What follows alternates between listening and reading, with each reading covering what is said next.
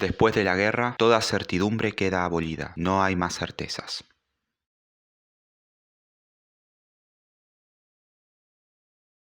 El neorrealismo italiano es el grito de denuncia de un conjunto de autores cargados de incorrección política, sensibilidad humana y una mirada fílmica precisa. Frente a las penurias de la mayor parte de la sociedad italiana, empobrecida durante el régimen fascista de Mussolini y la frivolidad imperante reflejada por la industria cinematográfica de la época, este movimiento estilístico cobró forma en una serie de obras cinematográficas al fragor de la Segunda Guerra Mundial y la consecuente posguerra, volviéndose escuela e inspiración para otras corrientes posteriores tan influyentes en la historia del cine como esta misma. El propio Mussolini había captado la importancia capital del medio cinematográfico, como herramienta clave para reproducir ideología. Y es durante su periodo que nacen estudios como Cinecittà y el Centro Experimental di Cinematografia, uno de los estudios más emblemáticos de Europa y la primera escuela de cine del viejo continente, respectivamente. Desde luego, la producción allí realizada era fuertemente controlada por el despotismo, que imponía la censura a temáticas que expusieran abiertamente el costado más frágil y amargo de la sociedad italiana. Por el contrario, desde el Estado se promovían producciones fílmicas que alabaran las bondades del régimen, proliferando su doctrina, como así también comedias livianas y amables, enfocadas en las clases acomodadas de la sociedad, con pocas complicaciones y finales felices, que se configurarían en la categoría de teléfonos blancos.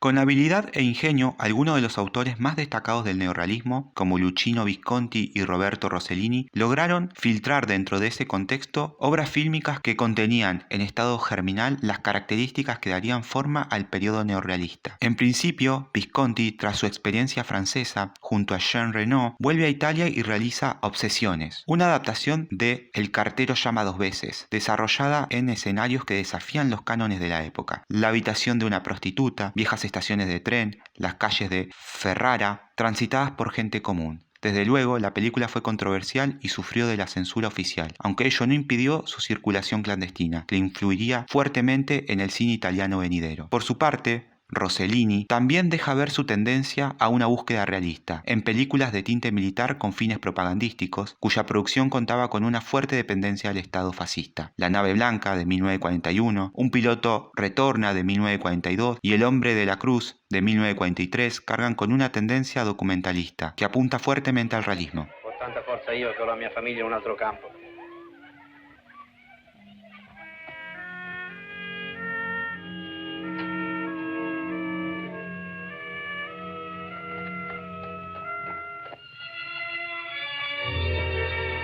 El fin de la Segunda Guerra Mundial supuso para Italia el final del fascismo y como consecuencia el punto de partida de una nueva era. Atrás quedaba la tiranía de Mussolini para la sociedad italiana, pero en lo inmediato, frente a sus ojos y a cada paso, la miseria. Las ruinas se imponían. Ante tal escenario, pero empujados por la potencia inventiva que infiere la libertad, surge ese movimiento estilístico, en principio con la necesidad de dar testimonio respecto de los horrores vividos. Así, Rossellini crea la punta de lanza de una revolución en el campo cinematográfico con Roma, Ciudad Abierta, en 1945.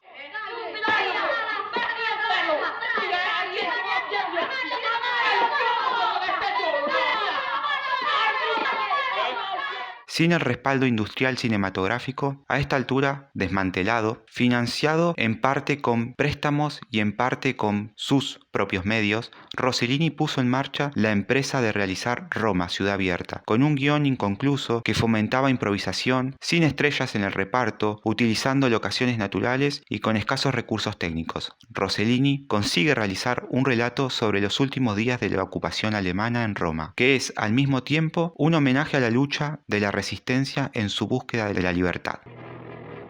El neorrealismo nace desde el reclamo al retorno de la realidad que la censura oficial había proscripto. La principal actitud del neorrealismo fue la denuncia a través de la exposición de la realidad. Ese impulso humanista es el principal motor de los realizadores italianos neorrealistas.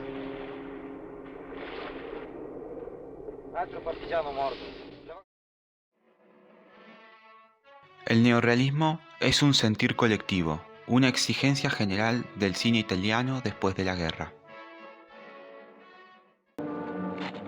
Temáticamente, el neorrealismo centra su atención en el hombre, considerándolo como ser social.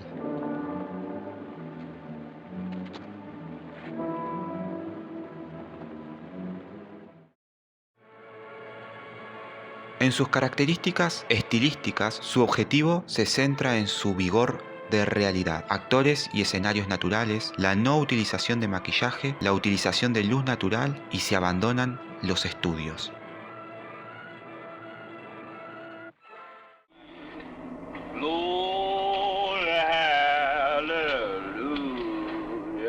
Todas esas características pueden advertirse en el film que vamos a analizar, Paisa, de 1942. How much can I get for that, Mr. Young Man?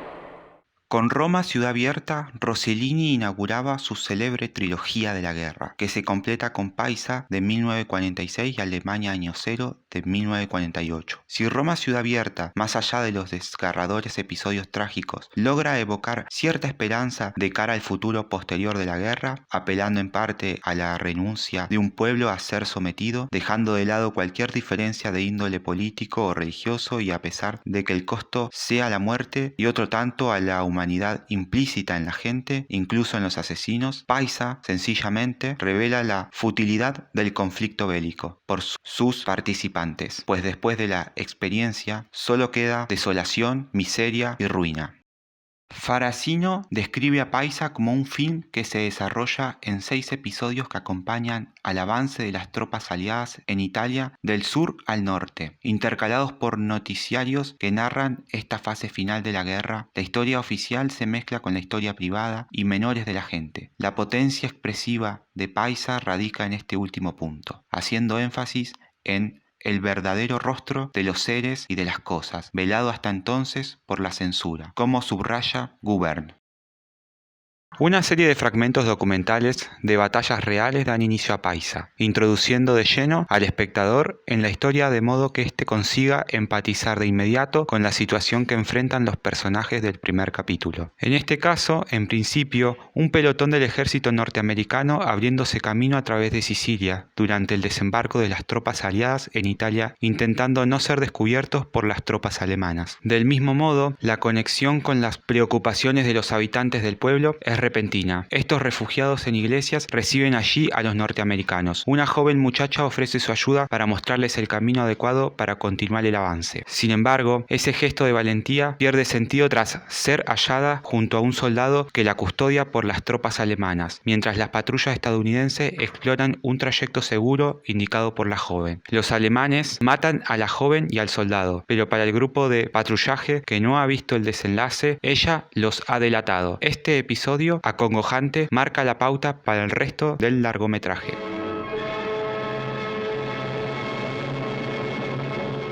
Además del contexto general de la guerra, Paisa nos muestra las distintas realidades sociales del pueblo italiano, del ejército anglosajón y los partisanos. Podemos observar cómo luchan por su vida y cómo sobreviven en ese contexto.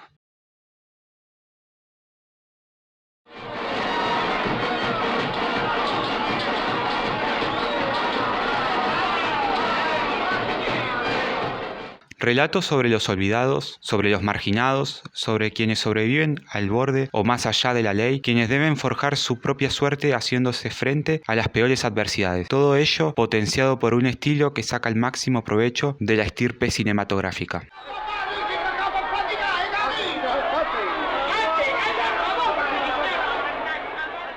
Escenarios naturales, luz naturalista, actores no profesionales.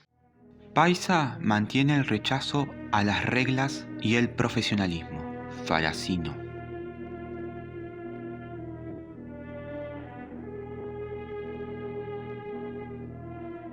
Y radicaliza aún más el hecho de la fidelidad a los ambientes y el acercamiento de los hechos tales como transcurrieron en la realidad.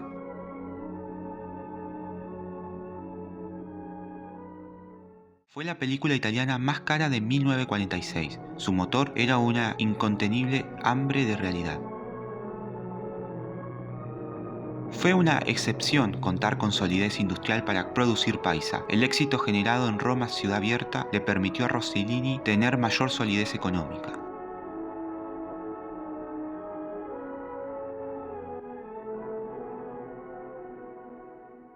Pero eso no era lo que ocurría generalmente en las producciones italianas en tiempos de guerra. El modelo de producción neorrealista podía ser una solución para una economía que se estaba reconstruyendo.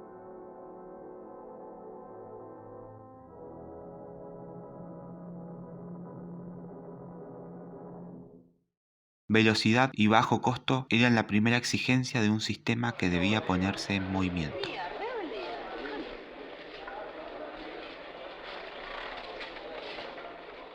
Evidentemente, el neorrealismo ha sido un punto de inflexión en la historia del cine. Por un lado, porque se ocupó de darle visibilidad a las historias ordinarias, y por otro, porque lo hizo usufructuar los escasos recursos que tenía a mano, para lo cual modificó los estándares de producción que regían la industria hasta ese momento. El neorrealismo permitió el resurgimiento de la industria cinematográfica italiana, cuyo prestigio y reconocimiento lo elevan a la altura de otras grandes corrientes cinematográficas anteriores como la escuela rusa, al tiempo que influyó a corrientes posteriores como la nueva ola francesa.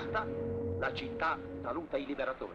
4 giugno 1944.